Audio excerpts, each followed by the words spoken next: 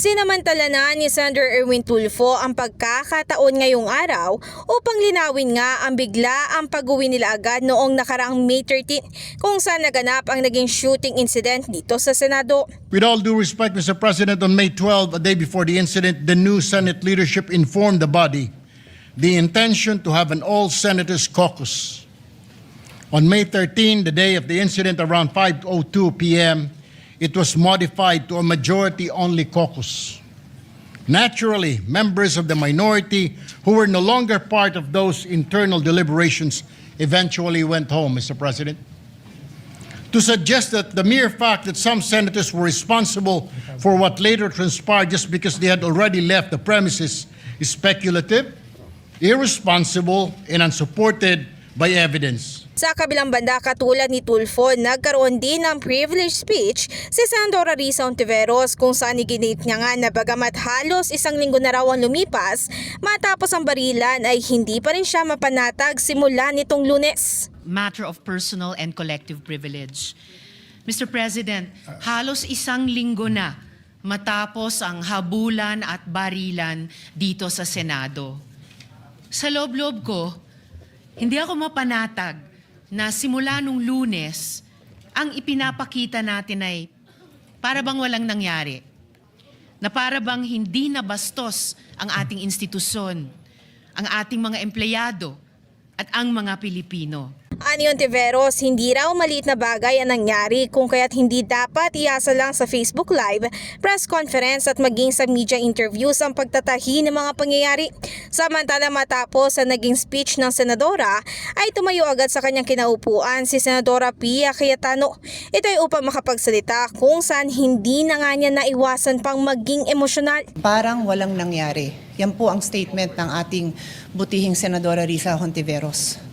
Siguro po para sa inyong mga wala dito. Pero para sa amin na nandito, napakaraming nangyari. Takot na takot po ako na kailangan ko na magpaalam sa mga anak ko. At yung staff ko, 2 pintuan ang pagitan ko sa putukan. Yung staff ko na si Claire, na 20 years na sa akin, nandun siya sa labas. Siya sa 12-year-old son. Kinuwento niya sa akin late na tumatakbo siya, hindi niya alam kung saan siya pupunta. Kaya para sabihin niyo na walang nangyari. Napakasakit para sa aming lahat na nandito. And as I said, 2 pintuan na nagpo-protect sa akin sa putukan. Pero yung media, yung Senate staff, yung hindi naman makauwi dahil sila ang security, sila ang elevator, women and boys natin, nandoon po sila. So dear colleagues, napakarami nang nangyari. Binalikan din ni Sen Pia kung gaano raw kasakit para sa kanya ang nangyari na walang sino man mula sa kanyang mga kasama noon sa Majority Bloc ang nangamusta sa kanila matapos ang insidente. And one more thing, wala ho akong sinisisi. Pero nung pagkatapos ng lahat, pagtingin ko ng group natin, yung dating majority group, walang ni isa sa inyong nangamusta sa amin. Some of you I've known for 20 years, 10 years, and I didn't even hear any of you say, "Kumusta na kayo dyan?" Napakasakit nun sa akin. Sobrang sakit. So yun lang ang masasabi ko. Yes, I am very ready to share my story, to ask questions. Pero kung wala ho kayo dito, huwag niyong questionin yung mga nangyari sa mga nandito. Matapos ito agad naman nilinaw ni Hontiveros ang nauna niyang pahayag. I empathize with the experiences and the feelings expressed by the gentlewoman from Taguig and Pateros. May I just repeat what I clearly stated at the context of na parang walang nangyari. I'm talking about ngayon, after those terrible events that caused fear and a lot of other negative emotions and experiences sa ating mga colleagues, sa ating mga Senate staff, sa security unit dito at sa Senate media.